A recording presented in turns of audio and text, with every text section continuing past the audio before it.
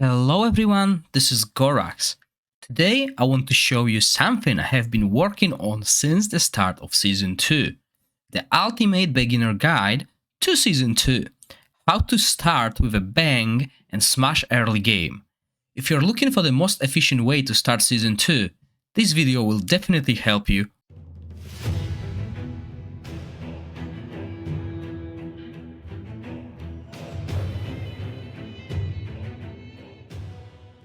If you've been following me on Twitch, you know that I have this spreadsheet ready here where I done the Copper Drake, also the Chaos Shadow bosses, and now I added Season 2 Week 1, which is in progress but finished just now.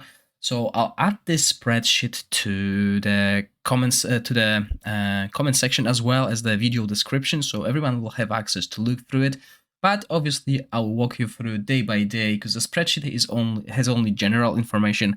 It doesn't have an in-depth analysis and stuff like that. So this is what we will talk about in this video, and we'll go day by day. I'll talk you through the progress I've done and what I would suggest you to do. You might ask yourself if this is going to be free-to-play friendly or pay-to-win friendly guide. It's going to cover both ways. There are a few prerequisites that will work really well if you manage to get them, and I think they will be achievable by both of the players. So I'll go over them in just a second. First, let's talk about stamina, the most important resource early in the game, and how we are going to use it in the first week of the new season. Stamina regenerates constantly during the day, and you can even see when you will hit your max stamina. You want to avoid that at all costs.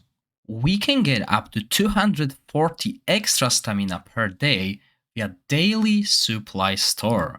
While the first purchase costs 50 Wyrmarrow, the next two cost 100 Wyrmarrow each, with the last costing 200 Wyrmarrow.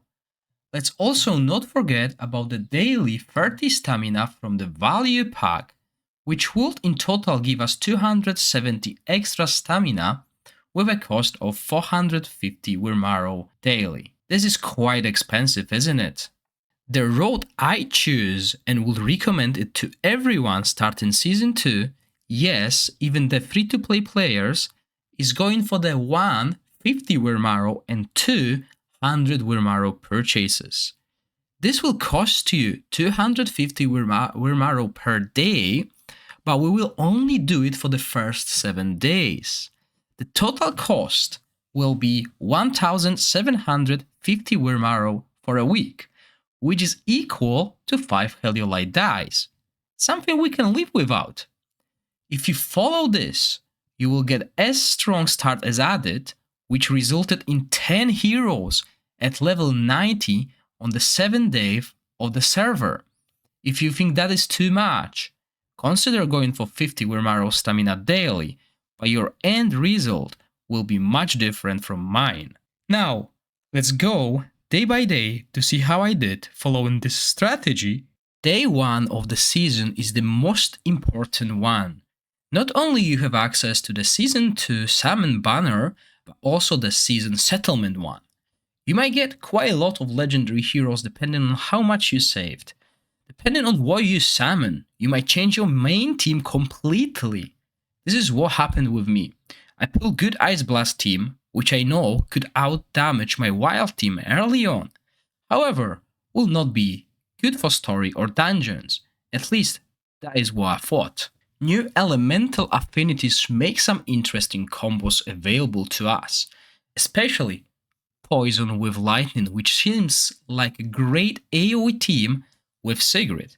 So I knew what kind of team I need to build for Goblin Lair. New story and exploration will take most of your day, but we don't have Temporal Vortex to worry about and are capped at level 10 Journey. Once we decide on what teams we want to play, we should farm Goblin Lair 1 and get to the max level as quickly as possible. We can reset our heroes and find what works the best. So you want to get to level 5 in here as quickly as possible, so you can easily farm it through your day. If you decided to go for Frost like I did, Make sure you can farm your Frost domain on level 3 as effortlessly as possible. Use the free hero reset to find the team that will work. Other domains can be left at level 2, but if you can manage to get them to level 3, that's even better. Also, don't forget to do Fame Under, as putting it aside last season was my mistake. Most important thing to do on day 1 is to get one hero to level 50, because your arena team will scale with that hero, so everyone will be level 50, making it so much easier to get arena tokens, which you can exchange for other goodies. Once you have done all of that, spend your remaining stamina on Goblin Dungeon to get your heroes as high as possible, and don't worry about the Vortex team at this point. This is my summary of day 1. You can find teams I used in Goblin Lair 1 in my other YouTube video. Day 2 is the day when fun begins and you realize how many big whales or krakens play on your server. We are capped at Journey 14 and our heroes can get to level 70. Don't forget about leveling your artifacts as well. Huge power boost coming from them. You should spend most of your day farming Goblin Dungeon at max level, finishing Fame Under to get free rewards, and finally decide on your Vortex team. Ensure you have enough domain materials to get all of them past level 50. Use all of your stamina for the day before you do Vortex. You want as many heroes at the highest level as possible. If you are looking for Vortex ideas, there is a YouTube video covering my first day of Temporal Vortex, in which my Ice Blast team did over 3.7 million damage, which ranked me 7th. Now is the time to be more realistic and think about your season goal. If you finished your last season rank 10, you might consider finishing rank 20 to 50 this season. The servers have merged and you have more active players to play against. Try and stay within that rank on Temporal Vortex daily to increase a chance of staying at this rank at the end of the season. And here is my day 2 summary. Max level 14, Frost domain and Fire domain at level 3, that was just a challenge for me to do. Didn't bother with Tempest domain yet. Goblin Lair still, obviously, the Goblin Lair 2 didn't open, finished Fame Under, and Ice Blast team on Temporal Vortex did 3.7 million, which was rank 7 during that day. Day 3 is when we continue the main story and finish it. Yes, the story is that short. For some players, it's a good thing, for others, it's disappointing. However, once you finish the story and you see these whales on the map, make sure you swim to them and collect the treasure chest that is available there. Our journey level is capped at 16, which unlocks artifact level cap to 12, and we can finally start working on our gear through the Grave of Venom. Now, I know what you think. Let's jump and farm all this sweet epic equipment. No, not really. One of the mistakes I have done in the previous season was spending way too much stamina on farming epic gear at low levels of Grave of Venom. This season, I want to be smarter, more efficient. We can't craft epic gear yet anyway, but we can get epic pieces via higher dungeon levels. I also want to use heroes that can overlap with other content and dungeons.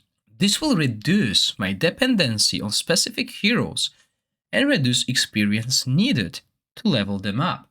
So it's crucial to find a team that will work for you. Now, getting to Grave of Venom 6 might not be possible so easily, so you might get stuck on level 5 and farm it a little bit. That's what I've done. And with Garius and Frubuff, getting past level 5 with a little bit of epic equipment was so easy. I did get to level 6, but I only farmed enough to get my Vortex team with epic gear and spend the rest of stamina To ensure I have the highest level heroes in the team, you can find YouTube video with formation and gear I used in the Grave of Venom. Now, don't forget about Arena and Feymander. Use your refreshes here every time there's a cooldown and fight the easier opponents. Feymander, make sure you get all your freebies daily. Don't delay it, it will only get harder. Before you do Temporal Vortex, make sure you used all your stamina to ensure your team has no further improvements. Here is my summary of day 3. Journey level 16, Frost and Fire domains still at level 3, Tempest domain at level 2, no new Goblin Lair levels, Feymander 6-9, I didn't have time to finish it, and you see what's happening here, this is my old pattern. Ice Blast team did 5 million damage with all the extra equipment, which is not that much of a difference. This ranked me rank 9, and we unlocked Venom dungeon, which I cleared at level 6. Day 4 was much more relaxed as we finished the main story the day before. Our journey level cap is 18, which unlocked new equipment dungeon, Grave of Curse. This should be our priority, finding a team that can farm this at level 6 to obtain extra epic pieces, as we still can't craft epic gear ourselves. This might be challenging, so don't beat yourself about it if you can only do a level 4 or 5. You can find the video how I did it on my YouTube channel, but finding a team that can overlap with other teams is really important. Again, the gear we get here has skill haste on it, something that can be really helpful with other dungeons. But don't spend too much stamina on it, start planning your final 5, 8 or 10 heroes and prepare elemental domain teams, as we will need elemental crystals and experience potions to level our heroes past level 70 soon. Here is my day 4 summary.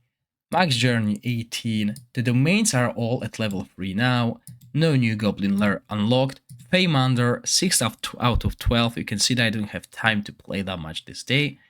Temporal Vortex damage 300k more than previous one, I dropped to top 20 here, which is okay. Venom and Curse both done at level 6. Day 5 was not exciting at all, but gave me time to catch up with neglected content. Our journey is capped at level 20, just before all the new exciting things that happen at 21. Such a bummer. Temporal Vortex damage did not go up, but I still stayed within top 20 on the server. I started farming elemental domains instead of Goblin Lair, as the next day a new level of Goblin Lair is unlocked and will give us more experience per stamina. Make sure you farm enough crystals to unlock your Vortex and 2 or 3 heroes from your Goblin team. This will help you the next day. I didn't touch Grave of Venom or Curse, as on the next day we can craft gear ourselves and we should have some materials ready to use it. Finally, I done all the Feymander. Here is summary of my day 5. Max Journey level 20. Domains level 3, you should try and get them to at least level 4, at least the ones that you need. Goblin Lair, nothing new. Feymander, finally caught up with it. Ice Blast team, same damage. There was no improvement to the equipment, to anything, so the same damage, still top 20. And as I said, I didn't touch these dungeons, as there's no need at this day. Day 6 is when things get really interesting. Our journey is capped at level 21, but this unlocks so many good things.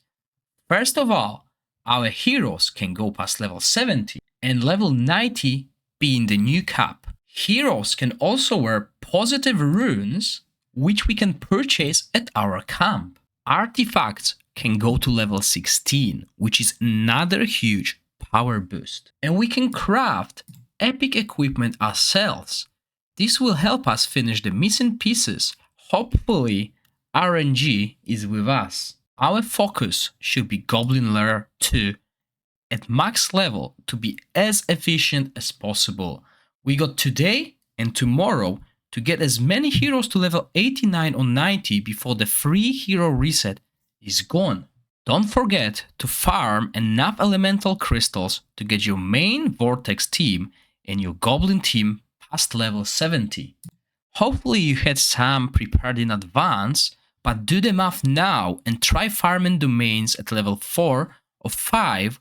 With this huge boost, it should be so much easier. Get one hero to level 90 and abuse new arena level cap.